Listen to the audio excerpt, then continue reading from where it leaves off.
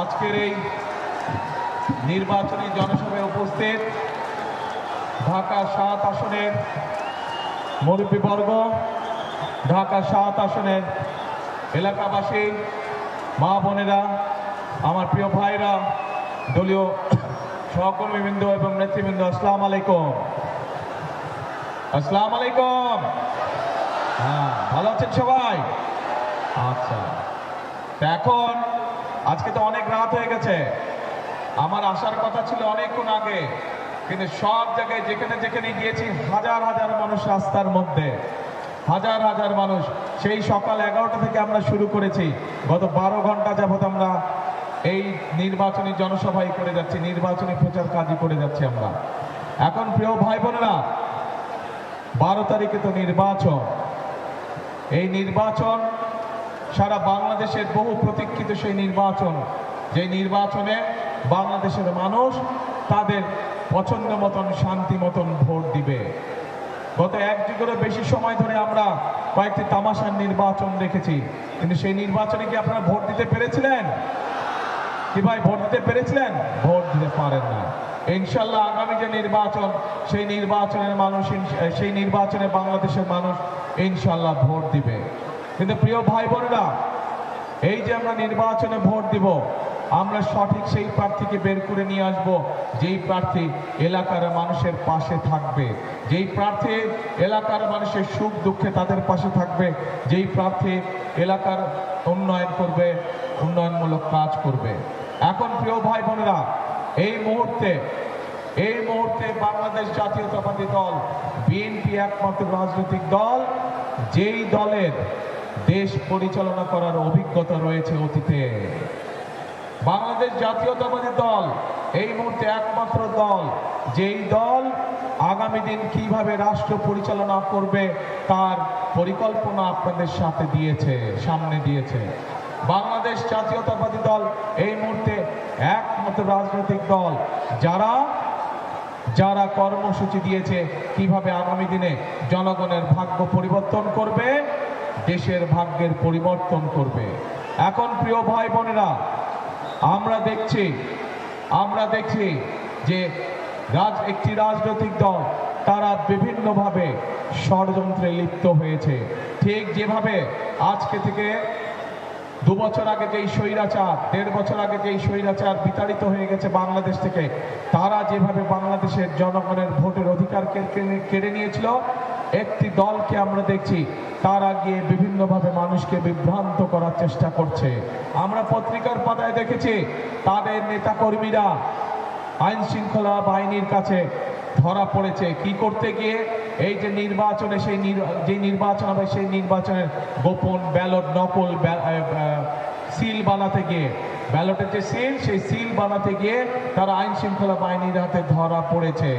আমরা দেখছি বিভিন্নভাবে সোশ্যাল মিডিয়া সহ বিভিন্ন খবরে আমরা দেখছি যে এই রাজনৈতিক দলটি তারা বাংলাদেশের বিভিন্ন জায়গায় গিয়ে মা বোনদেরকে বিভ্রান্ত করছে, তাদের কাছে গিয়ে তাদের বিকাশ নাম্বার চাইছে, তাদের এনআইডি নাম্বার চাইছে, কারণ তারা তাদেরকে বিভিন্নভাবে বিভ্রান্ত করতে চাইছে।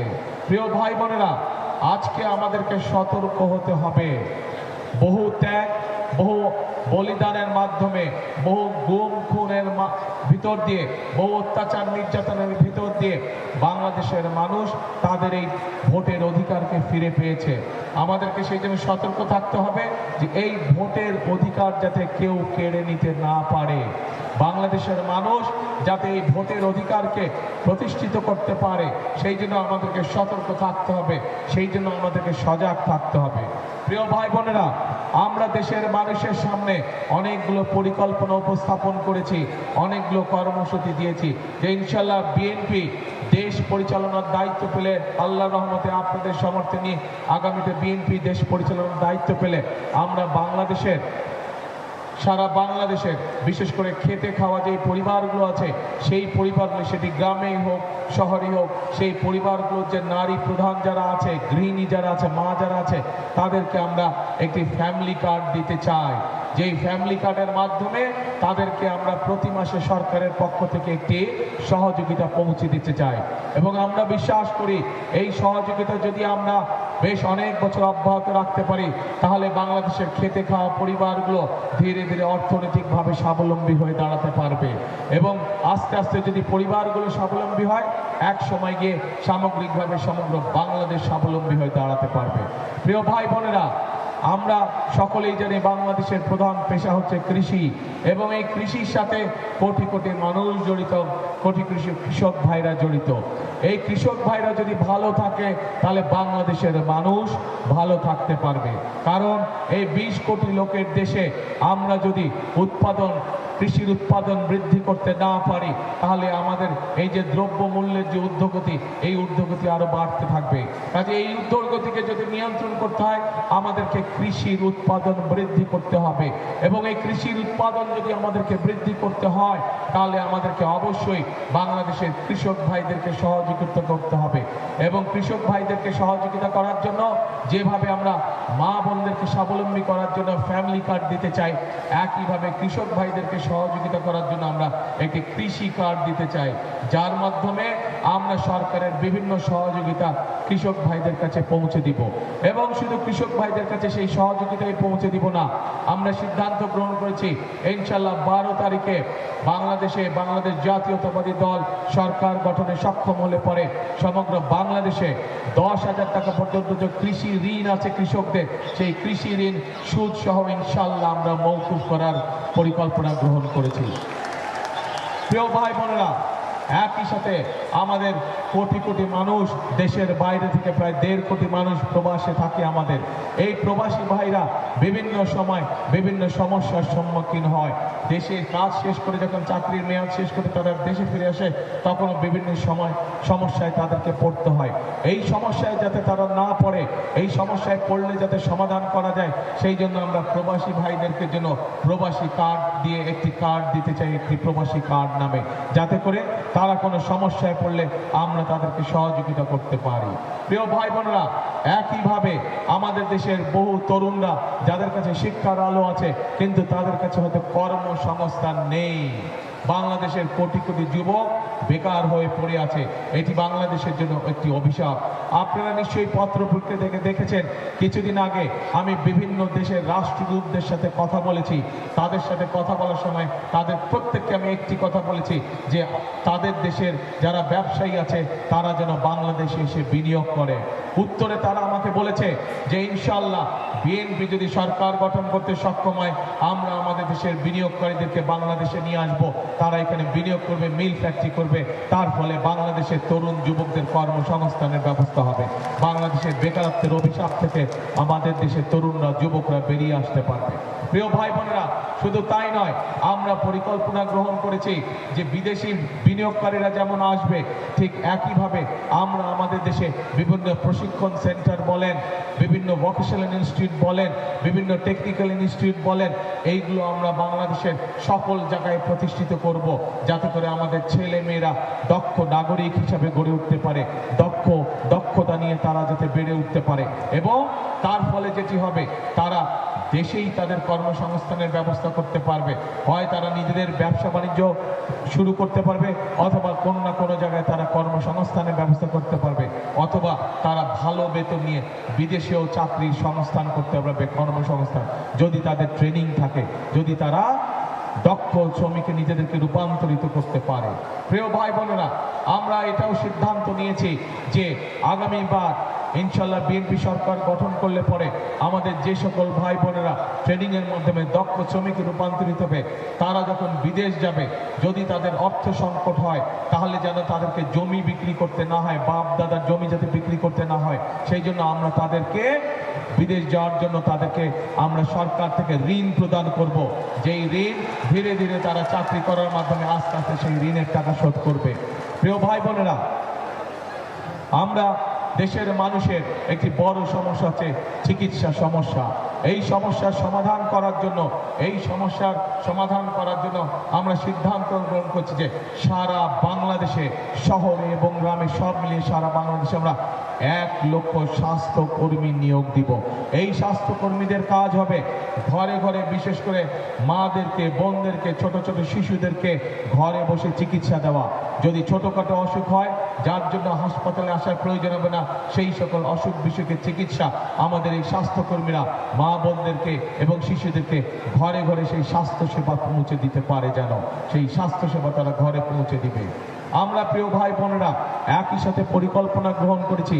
আমাদের সমাজে এক শ্রেণীর মানুষ আছেন যারা আমাদের জন্ম থেকে মৃত্যু পর্যন্ত আমাদের সাথে বিভিন্ন সময় যাদের সম্পর্ক থাকে, জীবনে চলার পথে বিভিন্ন বিপদ আপদে তারা আমাদেরকে বিভিন্ন সময় ভালো পরামর্শ দিয়ে থাকেন। তারা কারা? তারা হচ্ছেন আমাদের মসজিদ মাদ্রাসার ইমাম সাহেব, খতিব সাহেব, মুয়াজ্জিম সাহেবরা সহ অন্য অন্য ধর্মের যে সকল ধর্মগুরু আছেন সেই সকল ব্যক্তি। আমরা সিদ্ধান্ত গ্রহণ করেছি যে ইনশাল্লাহ বিএনপি সরকার গঠন করলে পরে এই সকল মানুষদের জন্য আমরা সরকারের পক্ষ থেকে সম্মানের ব্যবস্থা করব, যেন তারা একটি মানসম্মত জীবন যাপন করতে পারে। প্রিয় ভাই বোনেরা, সংক্ষেপে আমি আপনাদের সামনে আজকে বিএনপি ইনশাল্লাহ সরকার গঠন করলে কিভাবে জনগণের ভাগ্য পরিবর্তন করতে চায়, কিভাবে দেশকে সামনে এগিয়ে নিতে চায়, তার সংক্ষিপ্ত পরিকল্পনা আপনাদের সামনে আজকে আমি তুলে ধরেছি। এই হচ্ছে বিএনপির পরিকল্পনা। প্রিয় ভাই বোনেরা, আজকে এই নির্বাচনী জনসভায় হয়তো আমি আপনাদের সামনে দাঁড়িয়ে আমাদের যে রাজনৈতিক প্রতিপক্ষ তাদের সম্পর্কে আপনাদেরকে বিভিন্ন কথা আমি বলতে পারতাম, তাদের সম্পর্কে বিভিন্ন সমালোচনা আমি করতে পারতাম, কিন্তু তাতে কি জনগণের কোনো উপকার হতো? আমি যদি অন্য সমালোচনা করতাম তাহলে কি জনগণের কোনো উপকার হতো? কি ভাই, ওই যে জালির উপাসে যে জনগণের উপকার হতো? জনগণের কোনো উপকার হতো না। জনগণের উপকার কখন হবে? যখন একটি রাজনৈতিক দলের পরিষ্কার পরিকল্পনা থাকবে যে তারা জনগণের জন্য কি করতে চায়, কোন কোন খাতে কি করতে চায়। যখন একটি রাজনৈতিক দলের পরিষ্কারভাবে প্ল্যান প্রোগ্রাম থাকবে, কর্মসূচি থাকবে যে তারা দেশকে সামনে কিভাবে এগিয়ে নিতে চায়। এই যে আপনাদের এলাকার একটি বিশাল সমস্যা আছে, জলাবদ্ধতা। এই সমস্যা শুধু এই এলাকার নয়, ঢাকা 6 নয়, এই সমস্যা সমগ্র ঢাকা শহরে। শুধু এই এলাকার না, ঢাকা 6 নয়, এই এলাকা সমগ্র ঢাকা শহরে। এবং শুধু এই সমস্যা ঢাকা শহরে না, সমগ্র বাংলাদেশের এই সমস্যা। সেই জন্য আমরা পরিকল্পনা গ্রহণ করেছি এবং আমরা সিদ্ধান্ত নিয়েছি যে বিএনপি সরকার গঠন করার সাথে সাথে আগামী বর্ষা মৌসুম আসার আগেই আমরা সারা দেশে খাল খনন কর্মসূচি শুরু করব। যেই খাল খনন কর্মসূচির মাধ্যমে শহীদ রাষ্ট্রপতি জিয়াউর রহমান শুধু বিভিন্ন ঢাকা শহরেরই জলাবদ্ধতা দূর করেননি, বরং সমগ্র বাংলাদেশে খাল খননের মাধ্যমে উনি পানি সরবরাহ নিশ্চিত করেছিলেন, যার ফলে খাদ্য উৎপাদন সেই সময় দ্বিগুণ হয়েছিল। আমরা সেই খাল খনন কর্মসূচি আবারও শুরু করতে চাই প্রিয় ভাই বোনেরা। অর্থাৎ একটি রাজনৈতিক দলের কর্মসূচি থাকতে হবে, একটি রাজনৈতিক দলের পরিকল্পনা থাকতে হবে যে তারা কিভাবে দেশকে পরিচালিত করতে চায়। এবং এই পরিকল্পনা, এই কর্মসূচি আজকে শুধুমাত্র বিএনপি যে রাজনৈতিক দল তাদেরই আছে। আপনারা পত্রিকার পাতা ঘেঁটে দেখুন, বিভিন্নভাবে খবর নিয়ে দেখুন, অন্য যত রাজনৈতিক দল আছে তারা এই করব সেই করব, কিন্তু কোনো পরিকল্পনা তাদের নেই। তারা করবে অনেক কিছু, হাতে তালি পাওয়ার মতন অনেক বড় বড় বক্তব্য তাদের আছে, অনেক সুন্দর সুন্দর কথা আছে, কিন্তু কিভাবে বেকারদের সমস্যার সমাধান করবে, কিভাবে নারীদেরকে স্বাবলম্বী করে গড়ে তুলবে, কিভাবে মানুষের স্বাস্থ্য সমস্যার সমাধান করবে, কিভাবে স্কুলের বাচ্চাদেরকে শিক্ষার আলোয় আলোকিত করবে, এই সকল পরিকল্পনা সেই রাজনৈতিক দলগুলোর নেই। আমরা বাংলাদেশের মানুষের কাছে সেই সকল প্রতিশ্রুতি দিতে চাই যে সকল প্রতিশ্রুতি মানুষ হিসাবে আমাদের পক্ষে বাস্তবায়ন করা সম্ভব। আমরা সেই সকল প্রতিশ্রুতি দিতে চাই না মানুষের কাছে যেই সকল প্রতিশ্রুতি মানুষ নয় একমাত্র আল্লাহ তাআলার পক্ষে করা সম্ভব। সেরকম কোনো প্রতিশ্রুতি আমরা দিতে চাই না, কারণ আমরা জানি যা আল্লাহর পক্ষে করা সম্ভব সেটা যদি আমরা বলি যে আমরা করবো, সেটা আমাদের গুনাহ হবে। কাজে সেই গুনার কাজও আমরা করতে চাই না, সেরকম মিথ্যা প্রতিশ্রুতি আমরা জনগণের সামনে দিতে চাই না। আমরা মানুষ হিসেবে যা করতে পারবো, মানুষ হিসেবে আমাদের যা করার ক্ষমতা আল্লাহ তাআলা দিয়েছেন, আমরা শুধু সেই কাজগুলো করতে চাই। প্রিয় ভাই বোনেরা, বিএনপি বাংলাদেশ জাতীয়তাবাদী দল এমন একটি দেশ আমরা তৈরি করতে চাই, এমন একটি দেশ আমরা গঠন করতে চাই যেই দেশে সকল শ্রেণী পেশার মানুষ, সকল ধর্মের মানুষ, মুসলমান হোক, হিন্দু হোক, বৌদ্ধ হোক, খ্রিস্টান হোক, সকল ধর্মের মানুষ আমরা শান্তিতে বসবাস করতে পারবো। প্রিয় ভাই বোনেরা, 1971 সালে যখন যুদ্ধ হয়েছিল, সেই মুক্তিযুদ্ধে কে কোন ধর্মের মানুষ কেউ কিন্তু দেখে নাই, সকলে ঝাঁপিয়ে পড়ে দেশকে স্বাধীন করেছিল। একইভাবে 2024 সালের যে জুলাই আগস্ট মাসের আন্দোলন, সেই আন্দোলনে আমরা কিন্তু দেখি নাই কে মুসলমান, কে হিন্দু, কে বৌদ্ধ, কে খ্রিস্টান, এইসব আমরা দেখি নাই। আমরা দেখেছি স্বৈরাচারকে বিদায় করার জন্য জনগণ রাজপথে নিয়ে নেমে এসেছে, সেটিই ছিল আমাদের কাছে বড়। কাজে আমরা এমন একটি দেশ গঠন করতে চাই যে এই দেশে হাজার বছর ধরে আমরা সকল ধর্মের মানুষ শান্তিতে বসবাস করেছি। আমরা চাই একইভাবে আগামী দিনেও সকল ধর্মের মানুষ আমরা একসাথে শান্তিতে বসবাস করতে চাই, একসাথে এই দেশকে আমরা গড়ে তুলতে চাই, এই দেশের মানুষের ভাগ্যের পরিবর্তন করতে চাই, এই দেশের ভাগ্যের পরিবর্তন করতে চাই। প্রিয় ভাই বোনেরা, আমরা এমন একটি দেশ গড়ে তুলতে চাই যেই দেশের নাগরিকরা দিনের যে কোনো সময় নিরাপদে রাস্তায় চলাচল করতে পারবে। আমরা এমন একটি দেশ গড়ে তুলতে চাই যেই দেশের নাগরিকরা ব্যবসা বাণিজ্য করতে পারবে নিরাপত্তার সাথে, নিরাপদে ব্যবসা বাণিজ্য, চাকরি বাকরি সব কাজ করতে পারবে। আমরা সেই দেশটি ধীরে ধীরে গড়ে তুলতে চাই যেই দেশটিতে প্রত্যেকটি মানুষ তার পরিজন নিয়ে নিশ্চিন্তে রাত্রে নিদ্রা যেতে পারবে। প্রিয় ভাই বোনেরা, কিন্তু এই দেশ যদি গড়ে তুলতে হয় তাহলে অবশ্যই জনগণের সহযোগিতা লাগবে, জনগণের সমর্থন লাগবে, জনগণের দোয়া লাগবে। প্রিয় ভাই বোনেরা, আজ ধানের শীষের পক্ষ থেকে আমি আপনাদের সামনে এসে হাজির হয়েছি সেই দেশটি গড়ার জন্য। আপনাদের সহযোগিতা চাই, আপনাদের দোয়া চাই, আপনাদের কাছে ধানের শীষের পক্ষে ভোট চাইতে আজকে আমি আপনাদের সামনে এসেছি। আমি কি আপনাদের সমর্থন পেতে পারি? ইনশাল্লাহ। কি ভাই, আপনাদের সমর্থন পেতে পারি?